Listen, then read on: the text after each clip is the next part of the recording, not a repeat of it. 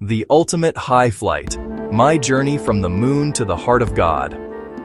By Colonel James B. Irwin, Apollo 15 lunar module pilot.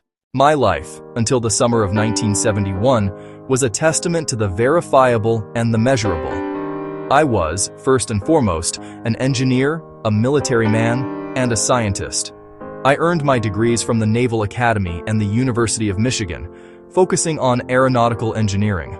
My world revolved around precision, logic, and the empirical data that drove our audacious space program. Though I was raised in a Christian home and was a believer since age 10, I was not a committed man of faith. I described myself during those NASA years as a bump on a Christian log, generally agnostic and secular in practice. My success depended on human achievement, logic, and a scientific worldview. Yet, even before the stars, there were painful lessons and signs.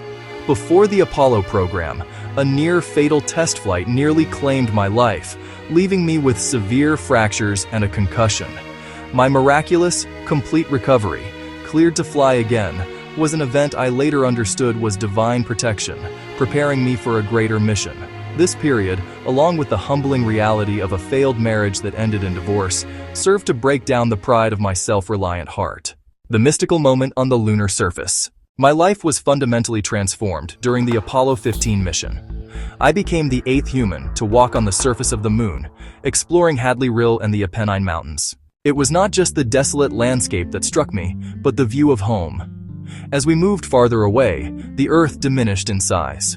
The Earth reminded us of a Christmas tree ornament hanging in the blackness of space, I would later recount. Finally, it shrank to the size of a marble. The most beautiful marble you can imagine. That beautiful, warm, living object looked so fragile, so delicate, that if you touched it with a finger it would crumble and fall apart. Seeing the entire existence of humanity suspended so tenuously in the void shattered my previous secular perspective. My most intense, supernatural encounter came when I was struggling to set up a scientific experiment. A critical piece of equipment refused to erect due to a jammed cotter pin.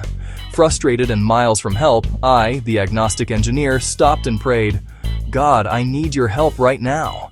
Suddenly, I experienced the presence of Jesus Christ in a way I had never felt before on Earth.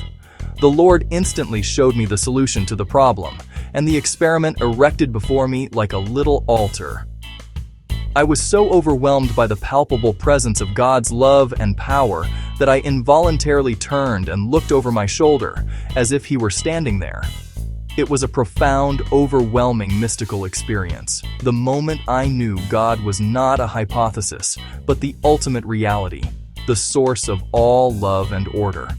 I famously proclaimed that day, "I felt the power of God as I'd never felt it before."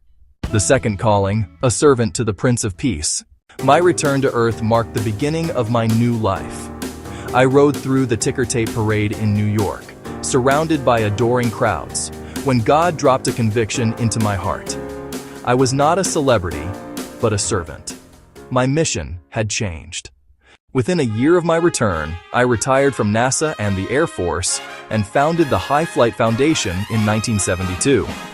My purpose was to dedicate the rest of my life to sharing this encounter and the gospel globally. My central message became the defining truth of my existence. Jesus walking on the earth is more important than man walking on the moon.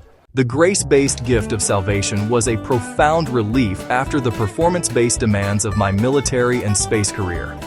I realized God was my cosmic companion, and that my faith provided the reason why the universe's mechanics worked so perfectly. My commitment was total. I became a goodwill ambassador for the Prince of Peace, traveling the world for 2 decades. I often presented small flags I carried to the moon to world leaders, using the lunar achievement as a means to open the door and witness for Jesus Christ. My life became a living demonstration of the belief that the ultimate journey is not to the moon, but to the heart of God. My admonition to you: I have stood on the moon and seen the earth shrink to the size of a marble. I have felt the presence of the Creator in the ultimate silence of space. And my message, my ultimate truth, is this: the greatest possible adventure is not orbiting the Earth or stepping onto the moon. It is meeting the God who created it all. Don't wait for a supernatural sign in space. God's love is here, now, waiting for you on earth. Come to know Jesus Christ. He is the reason the universe works perfectly, and He offers an unconditional, everlasting gift of grace that dwarfs all human achievements. Embrace that love today, and begin your own high flight toward eternity.